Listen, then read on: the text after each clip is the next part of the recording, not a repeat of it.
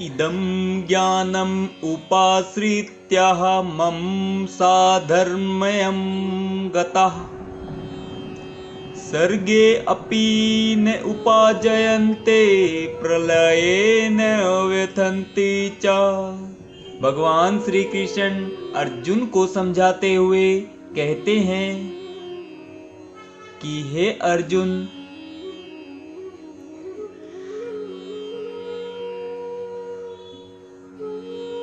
इस ज्ञान में स्थिर होकर मनुष्य मेरी जैसी दिव्य प्रकृति को प्राप्त कर सकता है। इस प्रकार स्थित हो जाने पर वह न तो सृष्टि के समय उत्पन्न होता है और न प्रलय के समय विचलित होता है। तात्पर्य जानेंगे।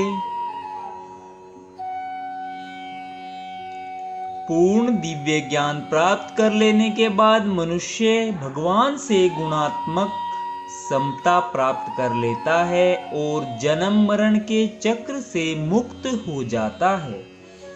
लेकिन जीवात्मा के रूप में उसका वह स्वरूप समाप्त नहीं होता।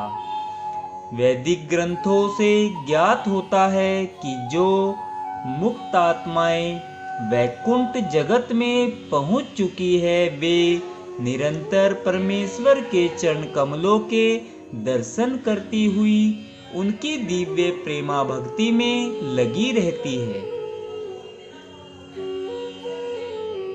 अतएव मुक्ति के बाद भी भक्तों का अपना निजी स्वरूप नहीं समाप्त होता।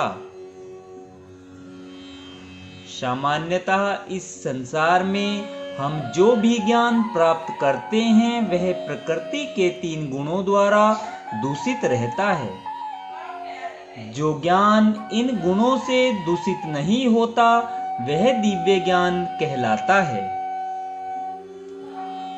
जब कोई व्यक्ति इस दिव्य ज्ञान को प्राप्त होता है तो वह परम पुरुष के समकक्ष पद पर पहुंच जाता है। जिन लोगों को चिन्मय आकाश का ज्ञान नहीं है वे मानते हैं कि भौतिक स्वरूप के कार्यकलापों से मुक्त होने पर यह आध्यात्मिक पहचान बिना किसी विविधता के निराकार हो जाती है। लेकिन जिस प्रकार इस संसार में विविधता है उसी प्रकार आध्यात्मिक जगत में भी है। जो लोग इससे परिचित नहीं हैं वे सोचते हैं कि आध्यात्मिक जगत इस भौतिक जगत की विविधता से उल्टा है। लेकिन वास्तव में होता यह है कि आध्यात्मिक जगत अर्थात चिन्मय आकाश में मनुष्य को आध्यात्मिक रूप प्राप्त हो जाता है।